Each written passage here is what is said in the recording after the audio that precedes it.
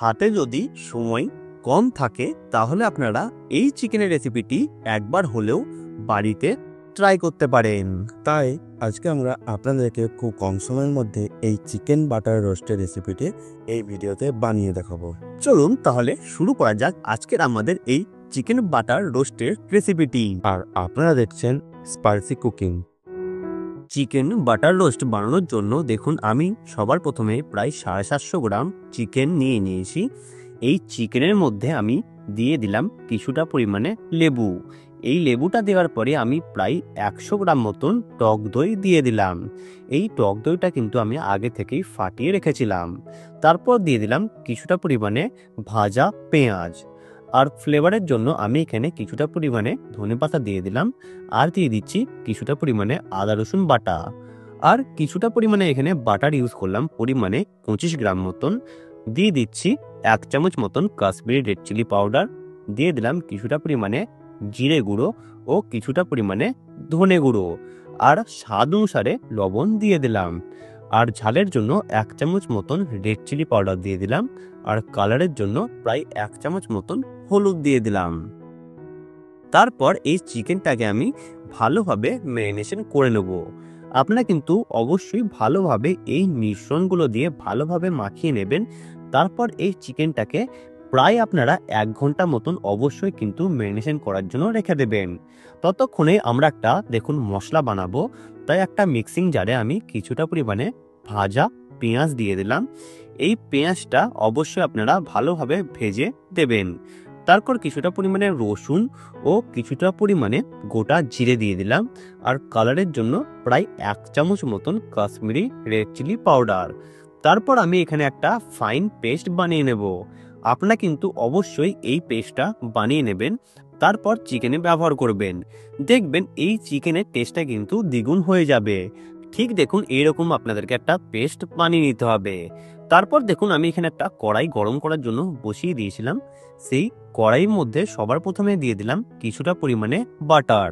এই বাটারটা ভালোভাবে আপনারা সবার প্রথমে গলিয়ে নেবেন যাতে এটা ভালোভাবে গলে যায়। তারপর আমি যে চিকেনগুলো ম্যারিনেশন করে রেখেছিলাম সেই চিকেনগুলো এই বাটারের মধ্যে দিয়ে দিলাম। তারপর আমি এই চিকেনটাতে কোনো রকম জল কিংবা কোনো মশলা না দিয়ে ফুল স্টিমে কষাতে থাকবো যতক্ষণ না এই চিকেন থেকে তেল ছেড়ে দিচ্ছে। আমি এখানে এই চিকেনটা কষানোর সময় গ্যাসের স্টিমটা ফুল রেখে ভালোভাবে কিন্তু কন্টিনিউ নাড়াচাড়া করেছি। আপনারা দেখুন ঠিক এই রকম স্টেজে কিন্তু চিকেনটাকে নিয়ে আসবেন। দেখুন কোনো রকম কিন্তু চিকেনের জল নাই আর খুব সুন্দর তেল এখানে ছেড়ে দিয়েছে। এই স্টেজে আমরা যে ভাজা মশলাটা তৈরি করে রেখেছিলাম সেই মশলাটা দিয়ে দিলাম। তারপর আমি আবারও ভালোভাবে নাড়াচাড়া করে এই মশলাটাকেও মিক্স করে নিচ্ছি। আপনারা কিন্তু যখন এই চিকেনগুলোকে কষবেন কিংবা ফ্রাই করবেন তখন কিন্তু অবশ্যই গ্যাসের স্টিমটা ফুল রেখে করার চেষ্টা করবেন। তাতে কিন্তু এই চিকেনের খুব সুন্দর একটা টেস্ট আসবে আর খেতে কিন্তু খুবই ভালো লাগবে। দেখুন এই স্টেজে আমাদের এই চিকেনের মধ্যে কোনো রকম জল নেই আর খুব সুন্দরভাবে কষানো হয়ে গিয়েছে। তারপর এই চিকেনটাকে সেদ্ধ করার জন্য আমি কিছুটা পরিমাণে জল ব্যবহার করলাম।